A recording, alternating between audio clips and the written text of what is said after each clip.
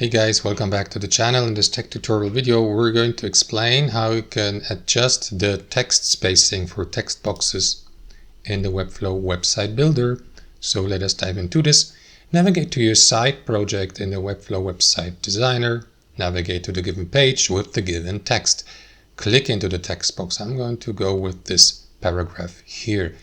So guys, if you'd like to apply, for example, text margins to the left, to the right, and so on and so forth, and customize and adjust its spacing, do it by left-clicking into the text box, then navigate to the style settings, expand spacing, and use that panel here to adjust, for example, the margins and the padding.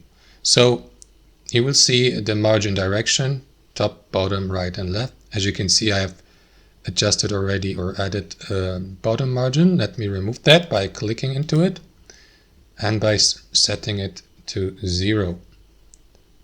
Or you can go with these here. Now, you can do the same, for example, for the left and right margins. Click into it and choose one of these values. So use that slider here. For example, if I choose 20, there will be 20 px margin added to the left end of the text box. You can do the same with the other ones and so on and so forth, and adjust the margins accordingly. You can do the same with the padding here.